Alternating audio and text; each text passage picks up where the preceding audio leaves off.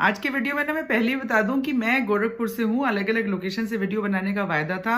आज बहुत ज़्यादा अनस्टेबल होके वीडियो बना रही हूँ, तो बीच बीच में आपको हिलता हुआ दिखाई देगा, थोड़ा सा एडजस्ट कीजिएगा। लेकिन पीछे इतने सारे दिनों के अंदर जब मैंने ट्रैवल किया तो मैंने बच्चों की जिद देखी है।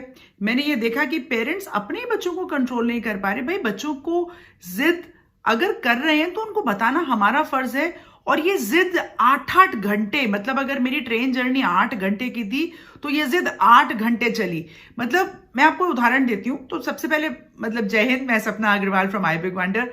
और आप मेरे वीडियो को लाइक कर लें, चैनल को सब्सक्राइब कर लें अब तक ना किया हो। एग्जैक्ट रियलिटी में क्या होता है आज आपके सामने वो एक करके शेयर करने वाली हूँ।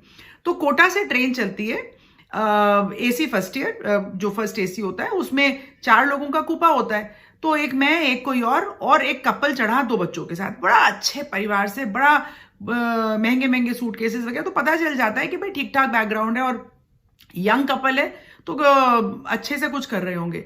ट्रेन में चढ़कर सामान रखते के साथ ही पहला स्टेटमेंट आया बच्चे का। छोटा सा बच्चा होगा, मुश्किल से मेरे ख्याल से 6 साल का, क्योंकि वो अपर केजी में तो था नहीं, इंडिपेंडेंट रीडिंग नहीं कर पा रहा था। जैसे मैंने देखा जो पेरेंट्स ने उसको स्टोरी बुक्स और जो भी एप्लीकेशंस खोल खोल के वो दे रहे थे। Mama I don't want aunties in the cabin, mama I don't. और ये जो स्टेटमेंट एक शुरू हुआ, अब वो जो दूसरी आंटी थी वो मेरी शक्ल देखें और मैं उनकी शक्ल देखूं, तो आंटी कार्ड भी यहाँ प्ले नहीं कर सकते। खैर लकीली मेरी तो नीचे की सीट थी, वो दूसरी वाली आंटी ऊपर चढ़ गई। और इस बच्चे के पेरेंट्स ने क्या उस बच्चे को कहा, देखो बच्चा एक्सपीरियंस के साथ नहीं आता है ना, बच्चे को बताना पड़ता है। बहुत सिंपल था इसको सोल्यूशन।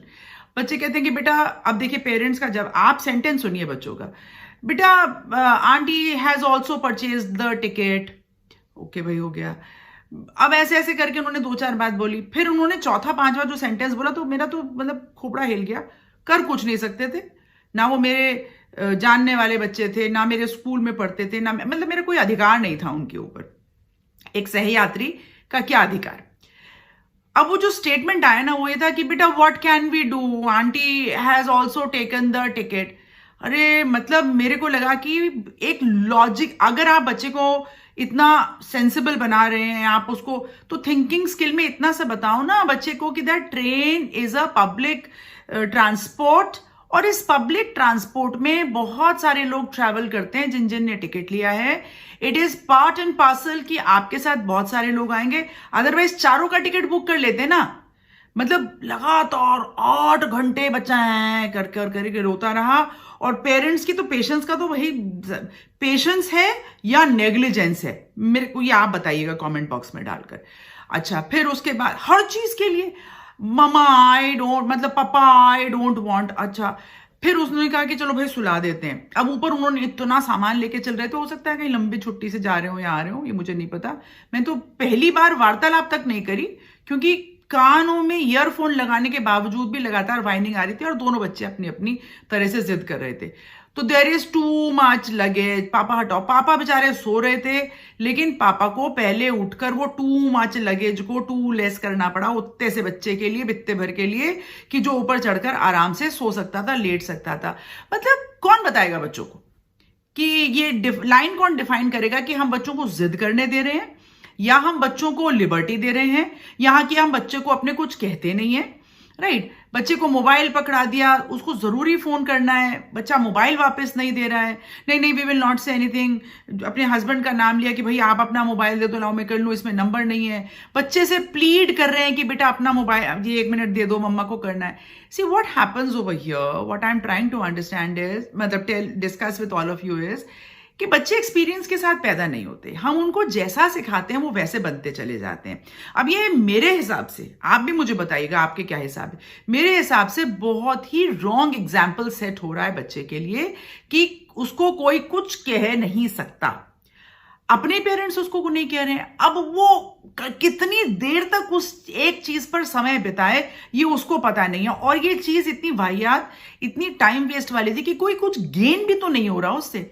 2 मिनट में उसको सिखा दिया जाता कि भाई क्या है ट्रेन जर्नी, क्यों आंटी ट्रैवल कर रही है, आंटी से हलो हाय करवा दी जाती, तो एक सोशल और इमोशनल डेवलपमेंट भी हो जाता, एक बॉन्डिंग बन जाती, उसको समझ में आता। और हो सकता है कोई आंटी कोई अच्छी बात ही बता देती है ना, तो ऐसी कोई दिक्कत वाली बात नहीं है। अब ऐसे ही बहुत सारी बार ना आप बच्चों को कहानियां कहते हैं।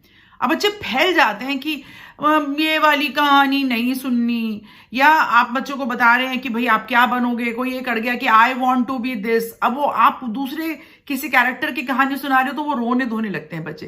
What I am trying to understand is gaze is, क्योंकि मैं स्कूल टू स्कूल जाती हूँ, ट्रैवल करती हूँ, हर जगह बच्चों को देखती हूँ, बच्चे बहुत ही प्यारे होते हैं, देश का भविष्य है, तो आंखें उन पर अटक जाती हैं।